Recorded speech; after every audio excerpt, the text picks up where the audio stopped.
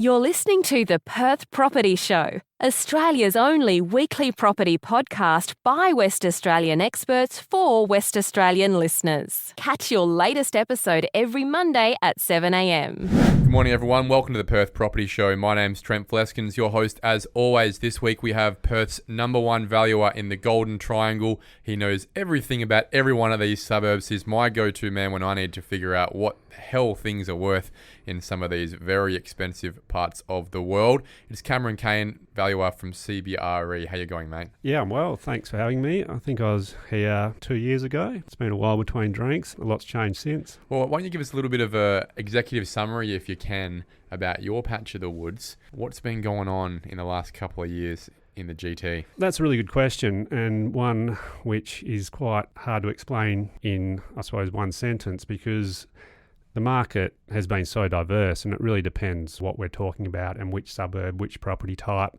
So as an example, Mosman Park is a really diverse suburb. There's just so many different property types. So if someone asks me, what's the market doing in Mosman Park? Well, we can start at one end of Wellington Street at Sterling Highway, and you're dealing with a 40 square metre little studio apartment. That market's actually really, really strong. So you've got heaps of East Coast investors trying to buy those small apartments for high 200s. Just looking for a yield. Yeah, absolutely. And you've got locals just wanting to get into the market and get into that suburb. Yep.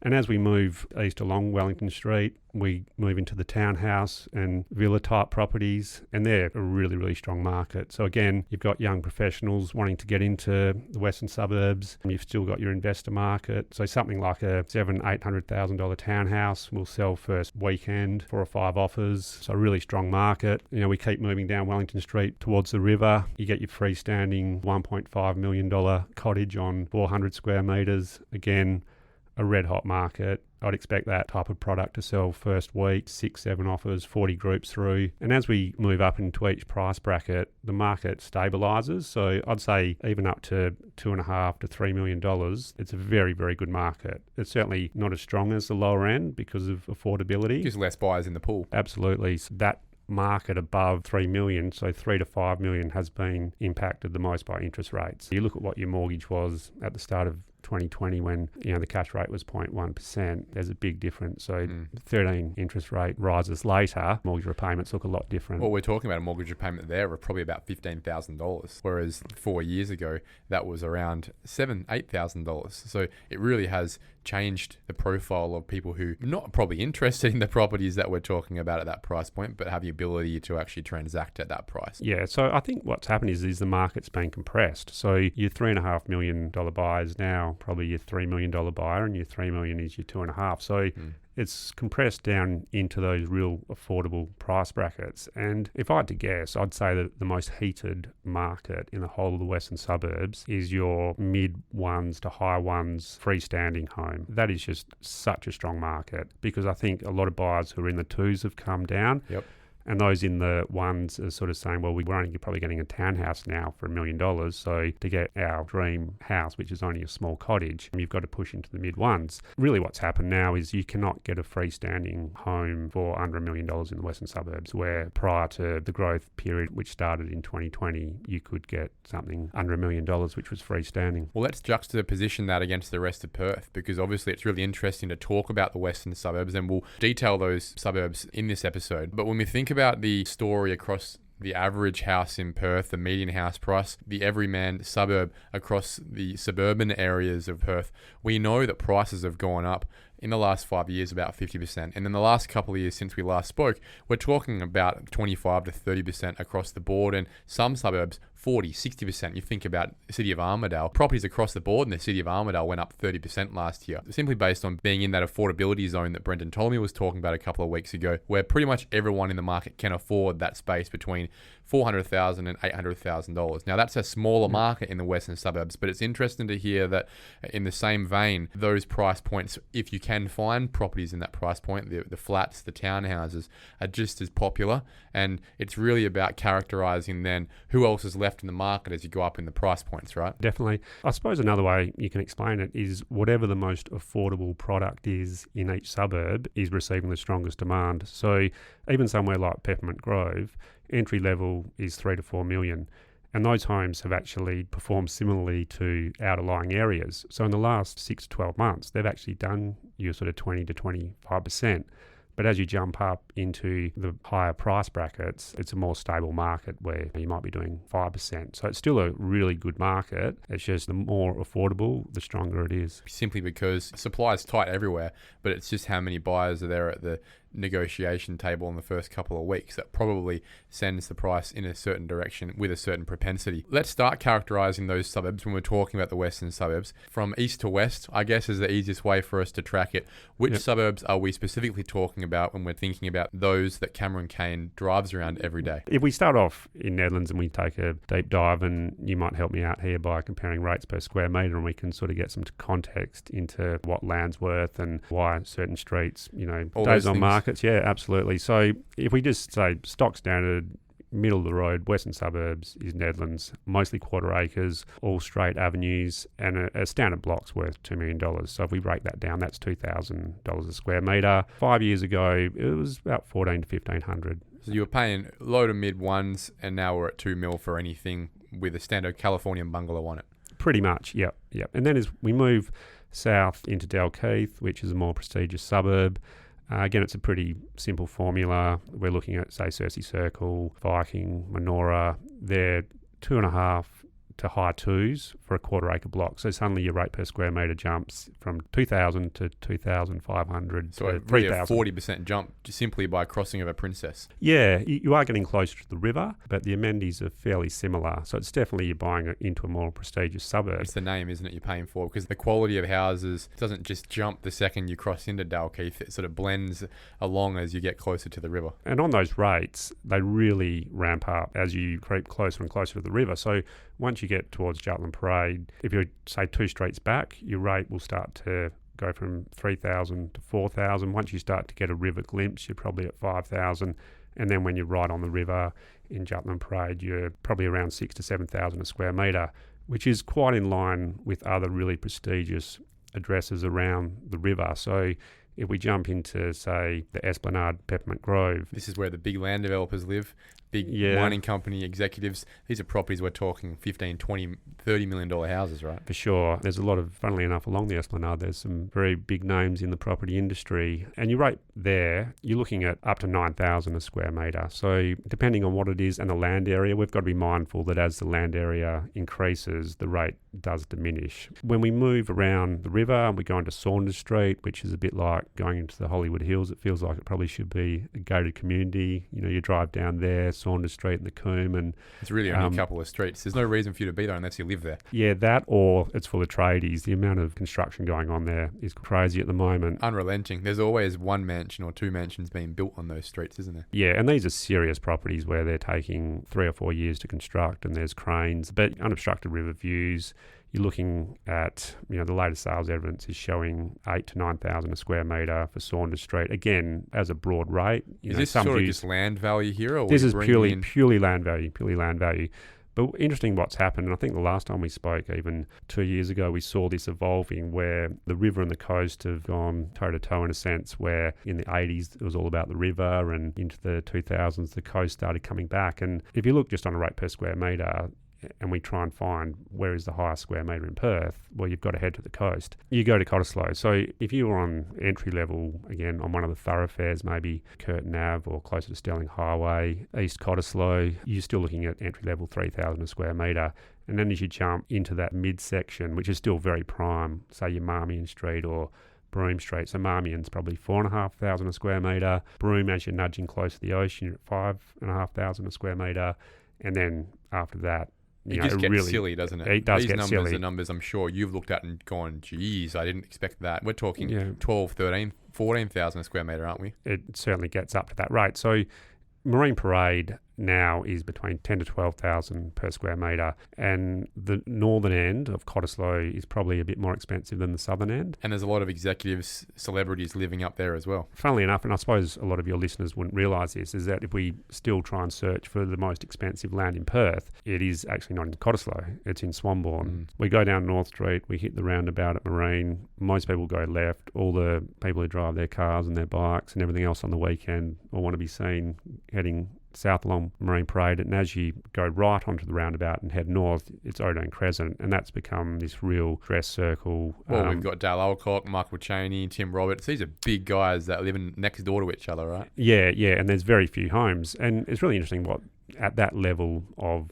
wealth, what you're looking for and what impacts value, because, and again, correct me if I'm wrong, if you're in the suburbs and your house is facing west or south, it's more about just getting a roof over your head and you're not really too concerned about the orientation. But the reason that land, which we're talking, as you said before, up to 14,000 a square metre on O'Done Crescent, and there's been sales to back that up in recent years, is that it just goes northwest. So suddenly you're not looking straight at the sun or getting blown into by the southwest breezes. So these are all first world problems. Yeah, they are, but these are problems that you're thinking about at 14,000 a square metre compared to, let's say, a brand new lot in Henleybrook at $850 a square metre, or a subdivided lot at an Armidale at maybe $500 a square metre, Baldivis around the same prices. We're talking about 20, 25 times the value here. So those things do start to become worthwhile thinking about, don't they? Yeah, well, when you're putting a bit of lawn down, every square metre it's covering is 14,000, then... Yeah.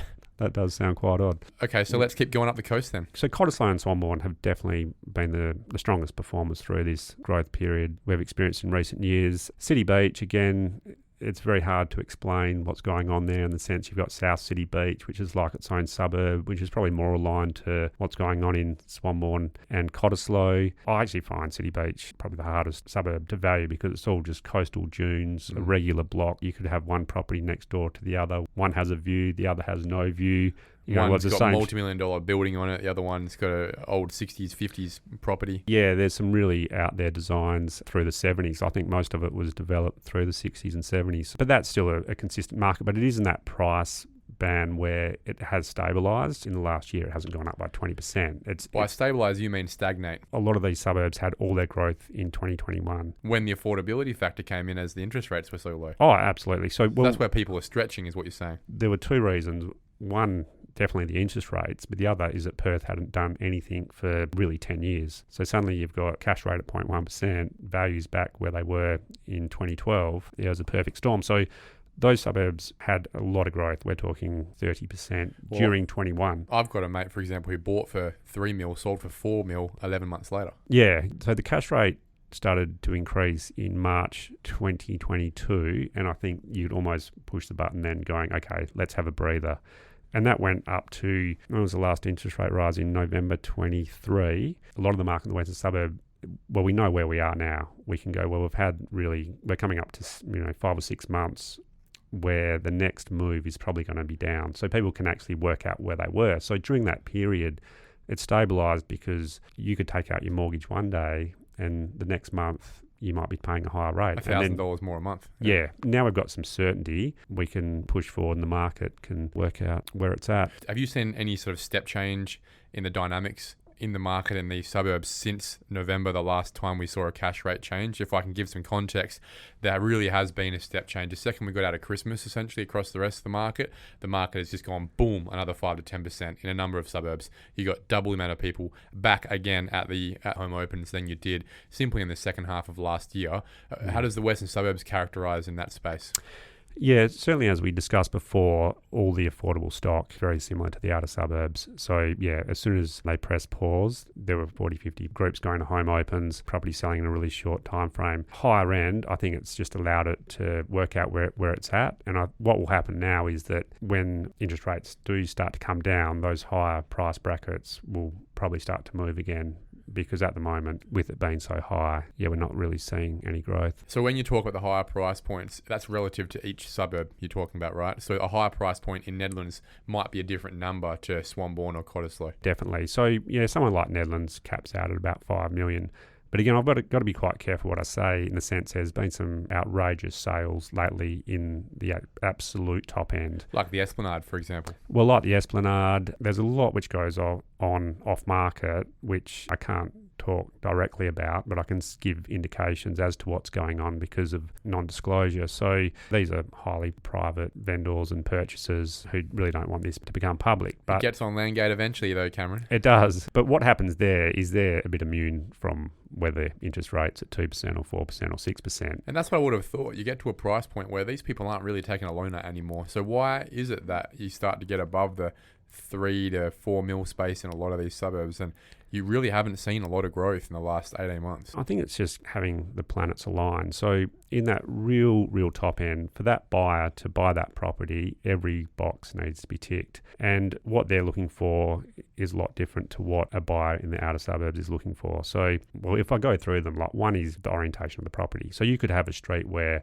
one's got a south-facing backyard, one's got a north-facing backyard. If a valuer comes in and goes, oh, well, it's the same land size, it's the same street, it's the same house, why is one sold for 200,000 or 300,000 more than the other? So that has a massive impact. So the orientation of the block, and particularly down in Cottesloe with the views, if you can get a north-facing property with an ocean view, that's going to be worth significantly more than a southwest-facing property with an ocean view. Views, orientation. The other one which has come in the last few years is the garaging aspect of a property. You could spend $5 million on a build, but if you put a 2-car carport on that property, you're going to lose a huge share of the market. I've seen basement garages on residential homes in Claremont where it's a 25-car basement garage. Like, this owner has a car collection. Yeah. So when he's going There's not many places he can buy then if he's got that many cars. Well, that's true. And some of these cars I've heard you can't actually insure. If it's some of these really vintage style cars won't be insured for a carport. They need a full lock-up garage.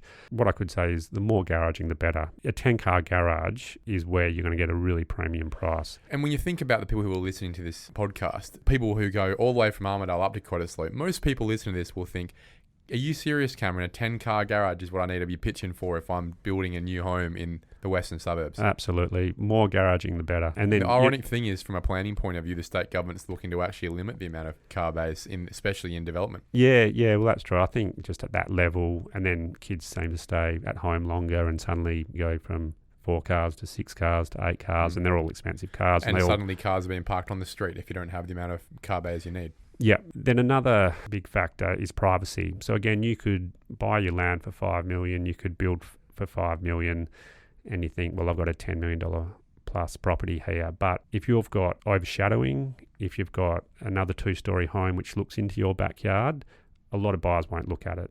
So they'll just walk away. There was a property which just sold in Cottesloe recently. I wasn't told the name of the person, but apparently they were a celebrity from the East Coast, and they came down with basically like a professional photographer to stand on the beach at Cottesloe and try and see if they could take photos of that particular person on the balcony.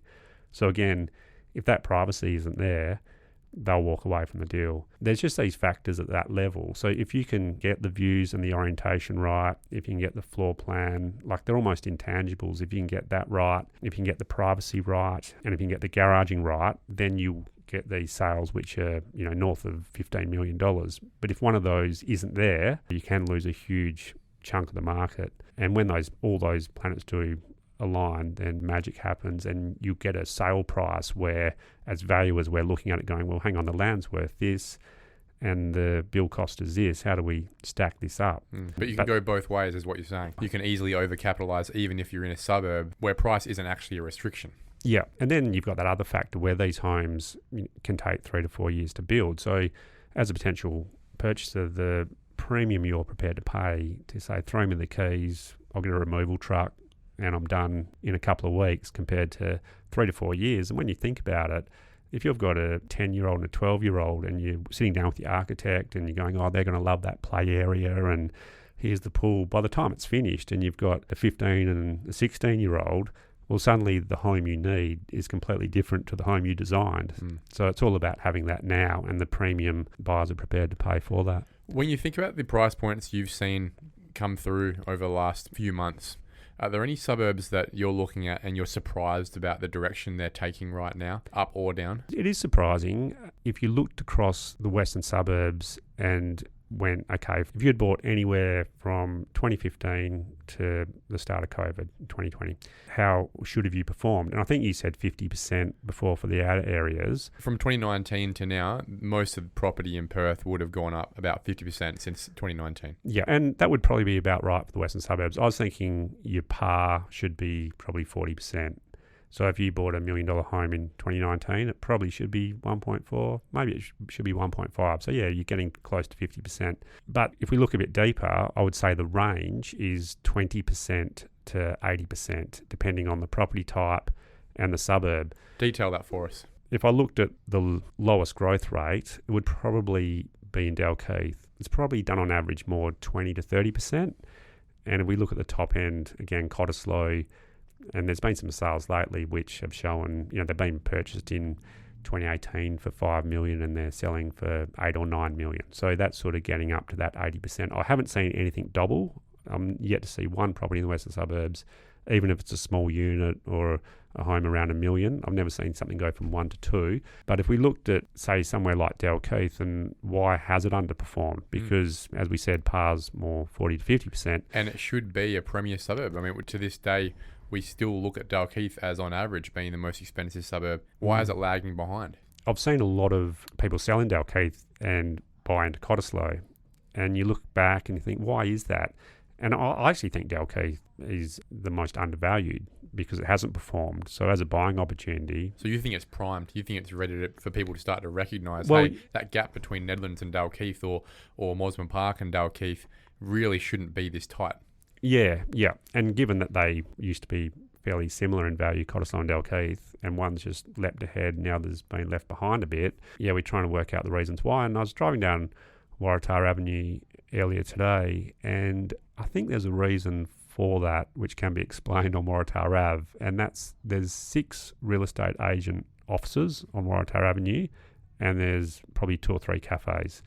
There's no wine bars, there's no pub, there's not a lot of amenity. If you're looking to sell your house, well, you've got some of the best choices in Perth as far as real estate agents go. But if you want looking as a family to move into the area and you want to walk down the road, there's just not a lot going on. And I think through COVID, everyone who's moved back into the western suburbs is looking for Perth to really mature into that big city. Yeah. So the difference between going down to Cottesloe, going down to Marine Parade, the bars, there's people walking, there's people jogging, there's people at the OBH, there's people at the Cot. It's a fun place to be. There's just a lot going on. And I think humans want to see more humans. And Dalkeith, to me, needs the hub to come good. Do you think it's been a victim of its own doing, in that it feels like Dalkeith is a part of the world where it intentionally is out of the way. It likes the fact that no one comes in. It doesn't want many people coming in. And it's not really that inviting a place for people who don't live in Dalkeith in the first place. And maybe that was sought after decades ago as the millionaire's playground. But now people really want to be, as you said, connected, even if it's connected with like-minded, like-financed people, but they still want to have a town centre. Definitely. And I think for some buyers, the privacy there is exactly what they're looking for. So Dalkeith is perfect. Like, that is a really private suburb. There's a lot of big gates. Leafy green, wide blocks, minimal neighbours, very, very beautiful part of the world. Just not that fun. That's sort of what it's come down to. It's people looking for an active suburb with a lot going on, a lot to do. And that's why how many young people, leave Perth and go, well, why am I leaving? Because I want more. I want Sydney, I want Melbourne, I want London. I want density. And you go to somewhere like Melbourne and there's a lot going on, but there's no beach. They've done really well with all the sporting events, but I think Perth has a lot more to offer. We just need to make the most of what we got. Yeah, definitely. So Dalkeith, it's an interesting one. And I think the other thing which, from the stats, which has held it back is, we spoke about City Beach before, and a lot of the homes were developed in the 60s and 70s, and they've sort of reached the end of their economic life. Where in Dalkeith, you've got a lot of homes built in the 90s, and then these huge mansions where, we weren't worried about energy efficiency and open plan living, and, just little factors like being able to see the pool from the kitchen and having, the 6 to 8 car garage. So these are 5-bedroom, 5-bathroom homes with a 2-car garage. Well, I liken it to a mate who used to drive a 1995 Ford Fairlane. It's spacious, it's got a V8, but it's not worth a lot of money. And it's not fuel efficient at all. It's not at all. It's not at all. So some of those properties, you can buy a 5-bedroom, 5-bathroom home for low to mid threes. That's pretty amazing value when you think about the replacement cost of the bricks and mortar of that home. That would cost at least a couple of mil to build, and the land value is far more than that. Could be looking at a replacement cost of $2 million and an added value of a quarter of that, simply because they have become obsolete, some of these homes. So Dalkeith being the opportunity there, if we can start to get some younger people in, start to get the council to actually enact some vibrancy in that suburb, it's prime really. I look at that and think the properties in that suburb should all be $1 million more at least than what they are. Would you agree?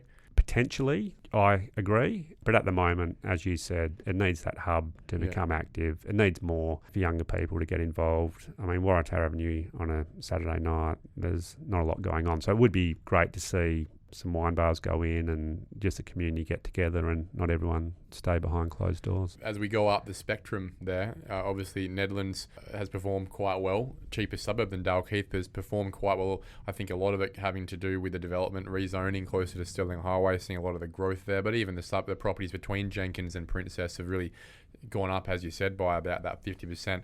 We expect to start seeing some activation along Stirling Highway, but it is taking longer than most people would have liked.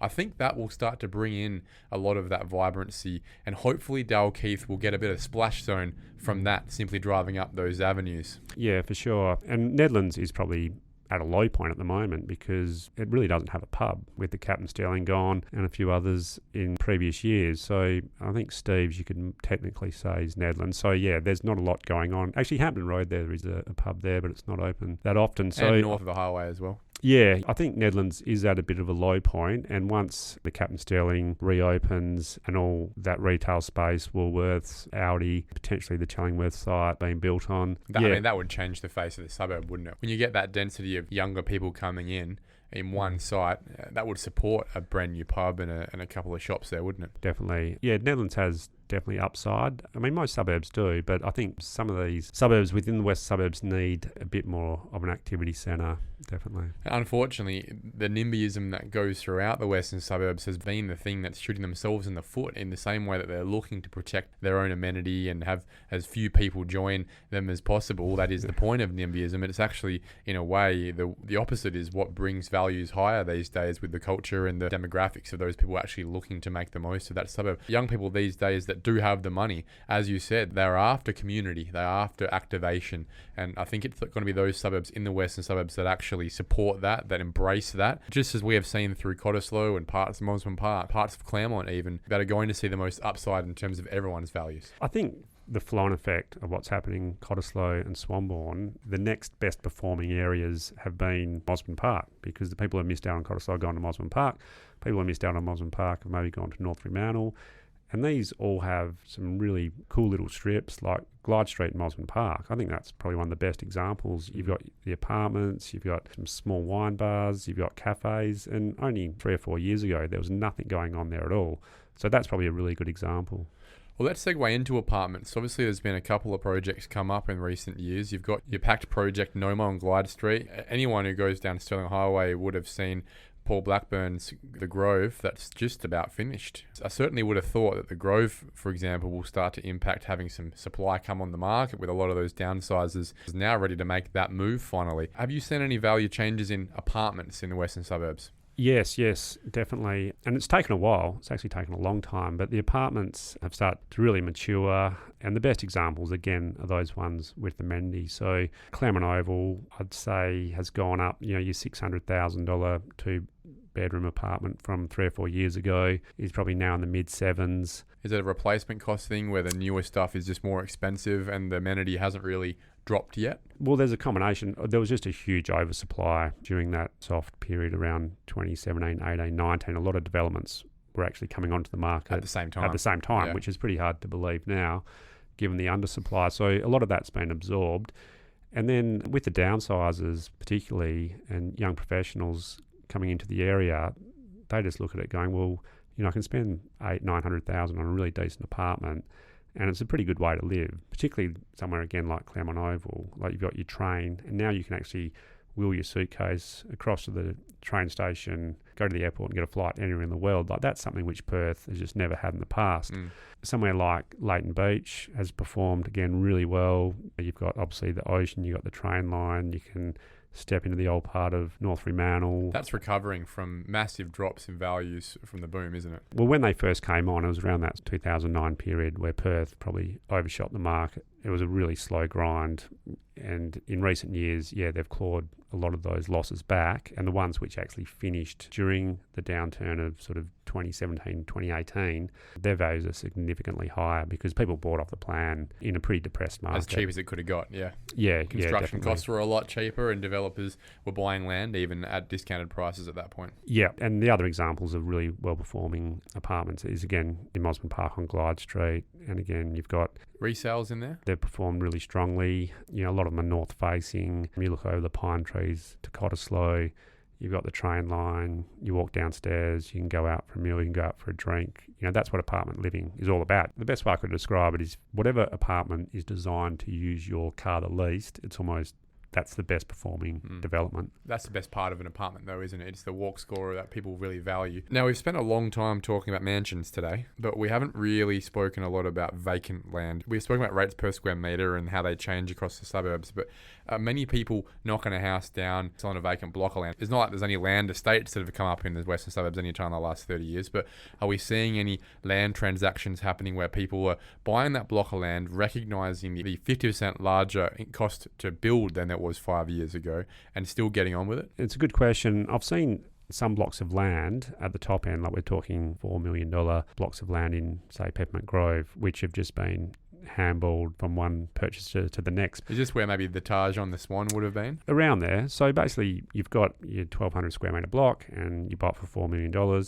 and you're thinking, well, we can put something pretty decent on here for $2.5 million. And you get your architect involved and your builder involved, and they come back. Now it's $4 million. And it's $4 million. And you're going, that's probably not affordable for us. And so they sell it. So they might have bought that block in 2020 and sold it in 2022, and the movement, has been very minimal. Because of the increase in the build cost, right? It's that residual land value we're talking about. Yep. So the worst performing asset in the western suburb has been land. There was a block in Swanbourne recently, which they purchased in, I think it was the start of 22 for high ones, and it sold a month or two ago for slightly under what they bought it for 18 months ago. And think about the rest of the suburb, that's way out of whack, isn't it? Yeah, definitely. And I know it probably wasn't an investment property, but if you had to put that money into 4 homes in Armidale, you'd be up 40-50%. Yeah. So it hasn't been a great outcome. But again, people get their plans drawn up and they just realise that construction prices are so much higher than what they thought they were. Do you think that's going to continue to stagnate, given one, the time it takes to build, as you referenced before, and the impatience of a lot of people with that sort of money to just walk into a ready-built home, but 2, just simply the cost and it not meeting parity yet. One thing we've noticed around the rest of the state is that we're finally starting to get to a point in the land subdivision suburbs where the established market is finally getting back to the price point of land plus build contract. Now, that works at $700,000. We're starting to see the established market go from $500,000 to $700,000 to match that build house and land price. We're talking $4-5 million. I assume the issue is exactly the same, just different numbers, where the established market was at $3 million. It's now at $4 million. But if you were to do the land and the build, we're still at $5.5-6 million. Yeah, well, this is the crazy thing. If you can actually take the risk on and go through the process of building, there is a lot of money to be made. Because if you look at what the land's worth and what we call the summation and what the build cost is, buyers are tending to pay a huge premium on top of that, which we have as valuers we haven't seen in recent years. So what you're saying is in the western suburbs, we've actually met that parity a long time ago. It's just that people don't have the profile to actually bother doing the build. And therefore, because of that, we did meet that parity a long time ago. The established market is actually at $5 million, but the summation of the land plus the build is at $4 million. You'd be stupid not to. Is that what you're saying? Well, that's it. And I suppose what I'm trying to say is that there's still risk and there's still time. There is opportunity. If you can get to the finished product and you have that finished product in today's market, there is a huge premium on top of land cost and build cost. That's not guaranteed in 3 or 4 years. And that's the risk. What we're seeing now is trying to stack up these modern contemporary homes which tick most of the boxes is really, really difficult, because I'll look at the build contract in 2019 and it really is amazing to look back. You could build a decent contemporary 2-story home for $700,000 in Cottesloe. The added value I'm putting on that home in today's market, as in not replacement cost, but what that actually adds as part of the sale price, is at least double that. So suddenly that project, well, not a project home, but a $700,000, medium... Webb and Brown Neves home. Yeah, is now adding, it might be 10 years old, and it's adding $1.4 million to that block of land. So it maybe costs 1.15, 1.2 to build right now. Yep. So there is a premium there. There is an arbitrage. And that is probably the big point. If anyone's stuck around to listen to this point in time, that opportunity does exist. If you have the profile, the cash flow to hold out and do a build on a piece of land, build your dream home,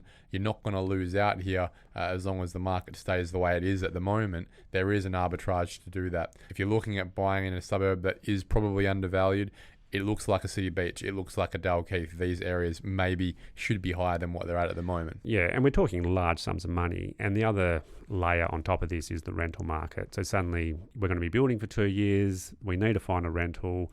And that rental, which previously was $600 a week, is now $1,200 a week. So, the sums, we're talking significant amounts of money. And the builder might say, it's an 18-month build. We take out a lease for 18 months. And so many people get to the end of that 18 months and it's like, well, we need to find somewhere to live because our house isn't finished and the landlord wants his property back. There's a lot of risk there. And that's why there is such a premium. If you think about those people still looking to make a dollar with the sweat equity side of things, there's your opportunity. And I appreciate your time, Cameron. There's not many people in Western Australia who can speak with such breadth and knowledge about the Western suburbs. And I think we should be having you in more than once every couple of years. So thank you very much for coming in. Appreciate your time. You're a very, very busy man.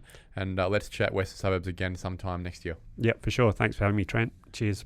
Thank you for listening to another episode of the Perth Property Show. If you've only just joined the conversation, you can catch up by heading over to our website, perthpropertyshow.com.au, subscribing to the podcast, or joining our Facebook page. Don't forget to tune in next Monday at 7 a.m. for more expert insights, local analysis, and suburb spotlights. Happy hunting!